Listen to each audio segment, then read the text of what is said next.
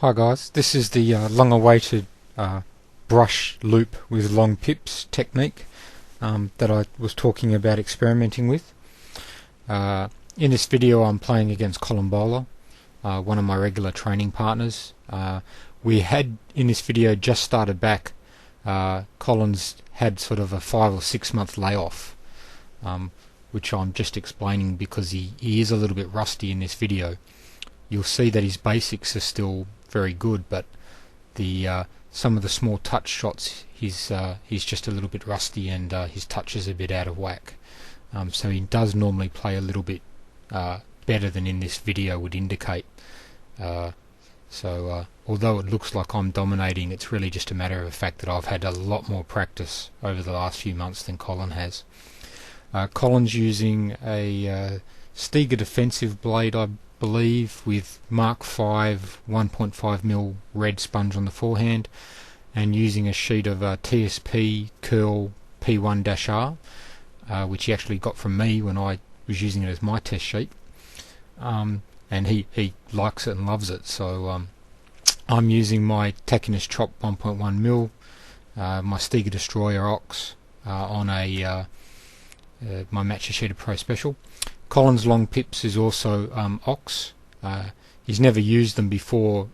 Up until the time that he tried this sheet, he'd always used them with sponge, but he had no problems adapting straight away. And now for the last year or two, he's been using this sheet of the TSP Curl P1R Ox. So without too much more talking, let's get into this explanation of what's going on.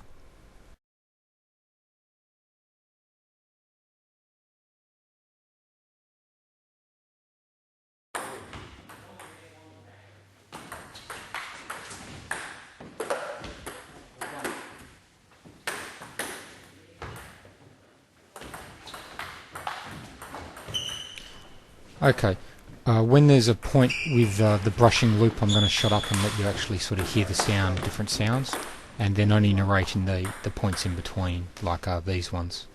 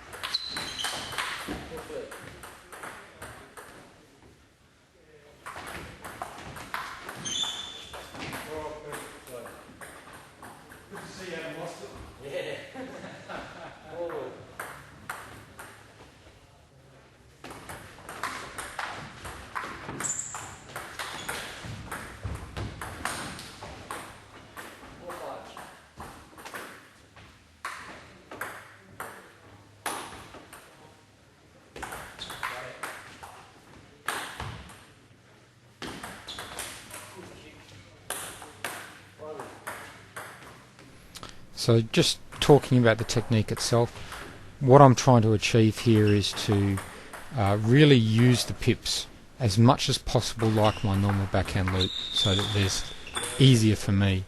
So the arm speed is fast, I'm snapping the wrist, I'm really trying to brush the ball rather than make a solid contact. I don't have a really wonderful drive with the long pips, I don't have a good margin for error with it. But I find with this brush loop I can spin the ball, toss it up, take a little bit of pace off the ball because of the brushing motion, and that gives me some more margin for error for the ball to basically drop onto the table with a little bit of top spin on the ball.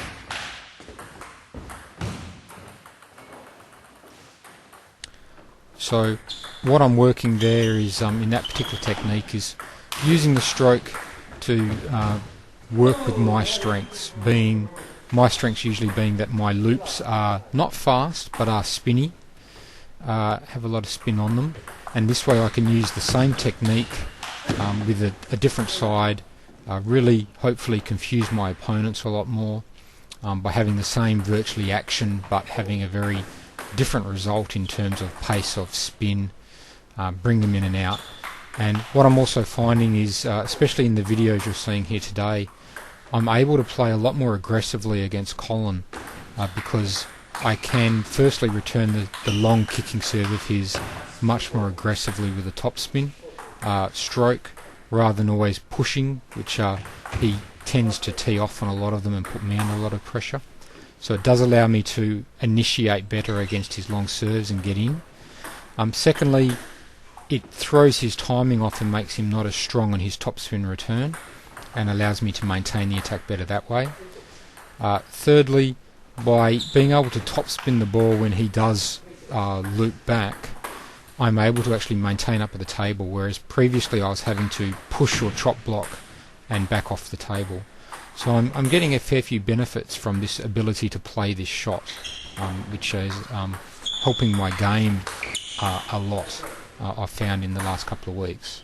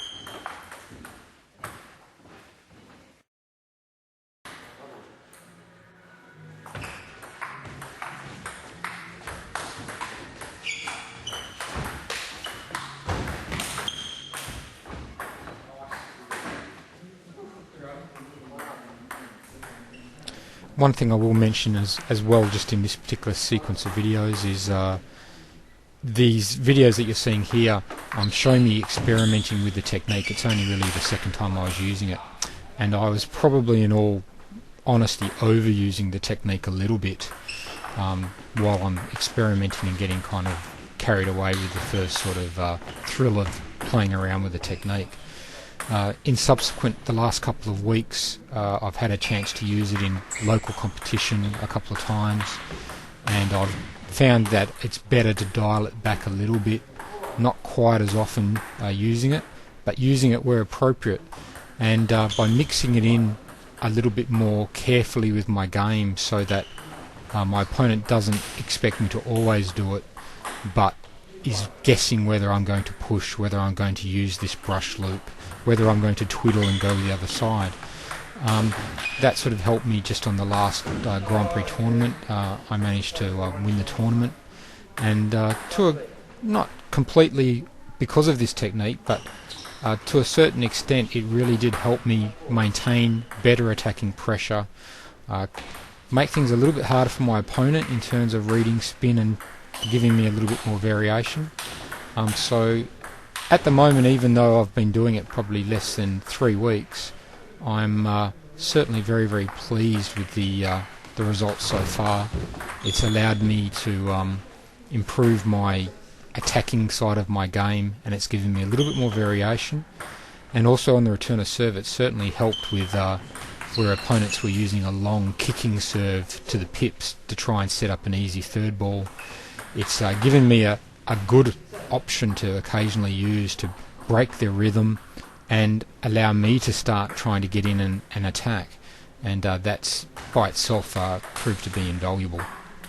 So just back to a couple more points.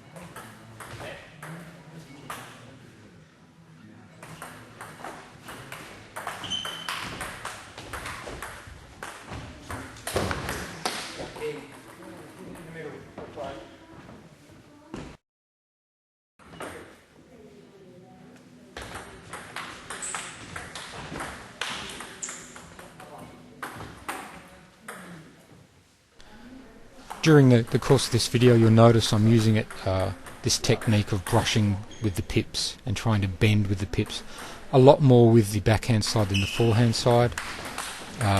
It's, I guess, basically a function of two or three reasons, I guess.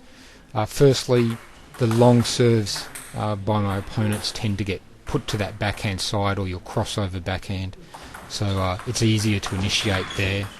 You don't get served a lot of long serves to your forehand really, so a lot of rallies start with that long kicking serve just like there. A second reason is because on the backhand my wrist motion is easier than with the forehand wrist motion.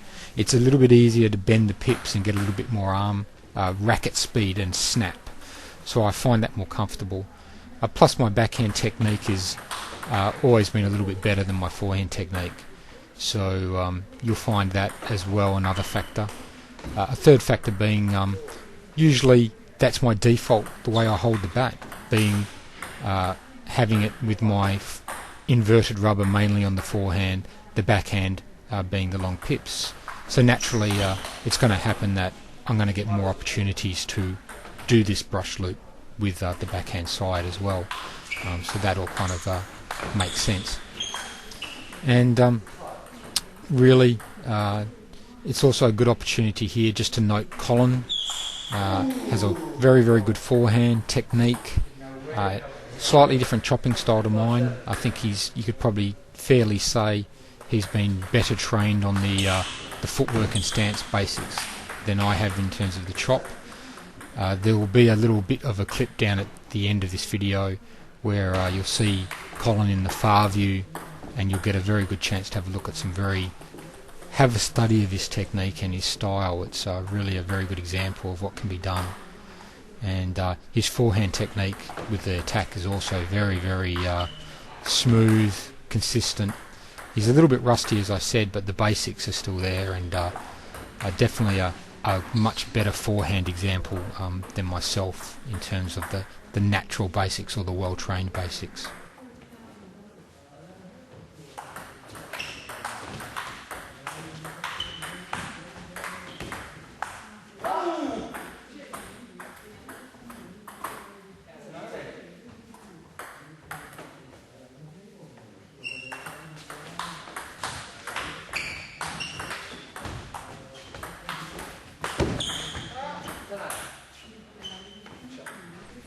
Alright, I'm just going to, in this little bit now, just talk through, just as I'm watching on screen just for a couple of minutes, just talk through my impressions.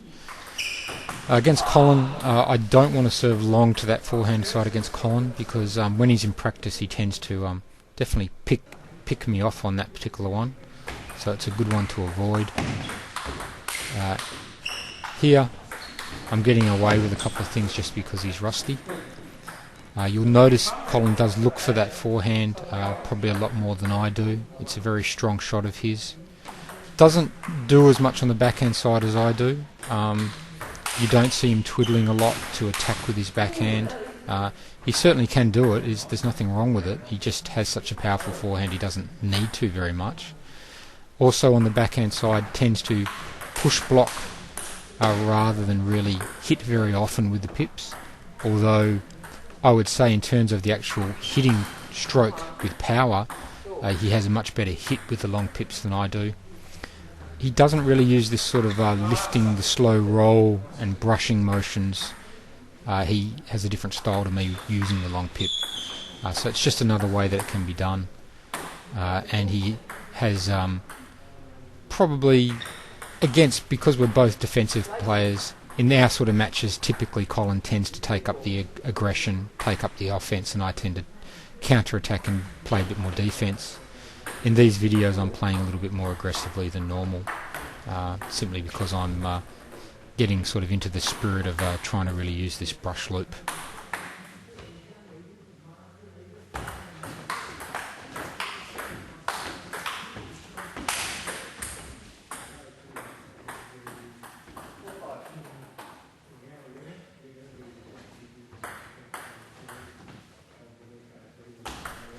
Alright, there's a few points coming up over the next few minutes. There's quite a few examples of this brush loop coming up. Try and take a notice of the sound. Because my rubber on the forehand side is thin anyway, it makes quite a clunky sound. It's still noticeably different in this sort of quiet hall compared to my pips rubber. You can still definitely hear the difference in the sounds. In a noisy hall, though, when there's several other players playing, it does become much harder to pick out the difference in sound between my smooth side and my inverted side, because they both are a little bit clunky in that matter. And the way I use it when I'm brushing, the actual sound is reduced anyway because of the brush motion in both.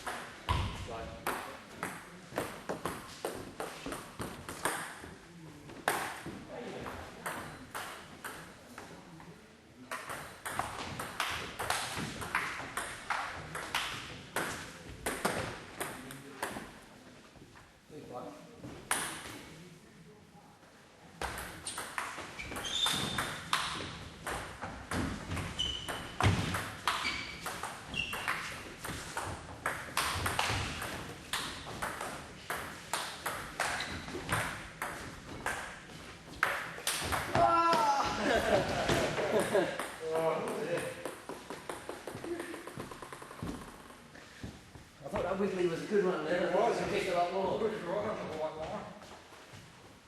What's that?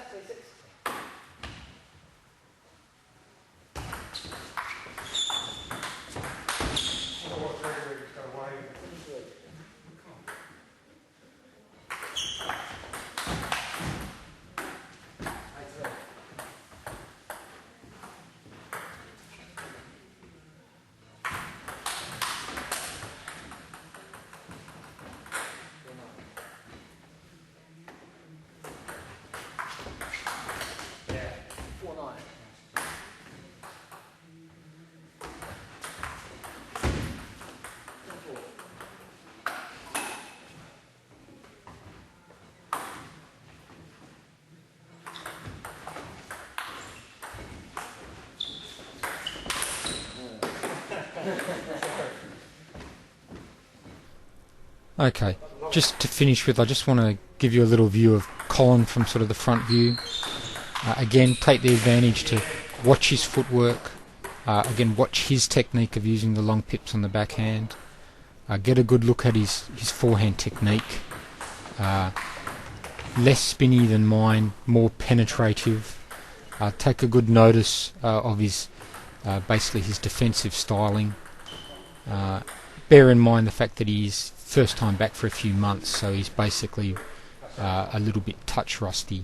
But again, a very good example of what can be done by an excellent chopper who also has a good forehand attack and can play aggressively when he basically wishes, or when he comes up against somebody like myself who is a fellow defensive player and he wants to lead the attack.